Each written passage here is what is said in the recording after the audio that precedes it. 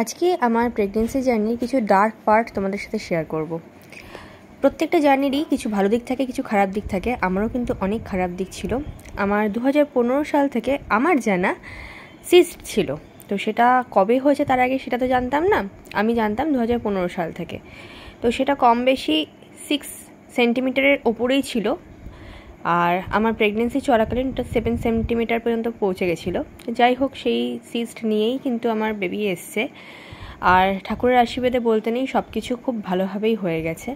গত বছর দুর্গাপুজোর অষ্টমীর দিন আমি প্রথম জানতে পারি যে আমার ভেতরে কেউ একজন এসেছে। পুজোর পর ডাক্তার দেখাতে যাই। আমার 7 সপ্তাহ চলছিল সে সময়। তো 7 সপ্তাহে তখনও পর্যন্ত শুধুমাত্র স্যাগ এসেছিলো, কিন্তু বেবি আসেনি। আর এটা হচ্ছে 10 সপ্তাহের ফটো। 10 সপ্তাহে স্যাগের ভেতরে ফিটালকে দেখা যায়। আর এটা হচ্ছে আমার 20 সপ্তাহের ফটো। 20 সপ্তাহে আমার একটা বেবি বাম্প ছিল। আমার কিন্তু পেট অনেক বড় হয়েছিল, আমি অনেক মোটা হয়েছিলাম। আর এই দেখো, আমার প্রেগনেন্সি চলাকালীন এরকম পায়ের মধ্যে এরকম হয়েছিল। এটাকে হাজা বলা যায় না, এটা হাজা কিন্তু নয়, এটা ইনফেকশন হয়ে গেছিলো আমার পায়ে।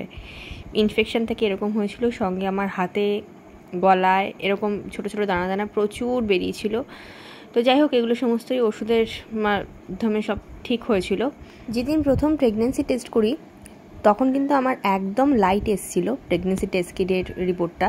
তো সেটা দেখে ইউটিউব থেকেই সমস্ত সব কিছু ঘেটে বার করেছিলাম। তো ওখানে অনেক কিছুই নেগেটিভ ছিল, যে টিউব বেবি আসলে অনেক সময় লাইট আসে, অথবা মিস অ্যাবর্শন যেটাকে বলে সেটা যদি হয়ে থাকে তাহলেও লাইট আসে। তো সেসব নিয়ে প্রচুর টেনশন করেছি প্রথমের দিকে। তারপর যখন ডাক্তারের কাছে গেলাম, সেখানে যখন শুনলাম শুধুমাত্র স্যাগ এসছে কিন্তু ফিটাল নেই, সেটা নিয়েও প্রচুর টেনশনে ছিলাম যে কি হবে। তারপর হয় 12 সপ্তাহে এনটি স্ক্যান।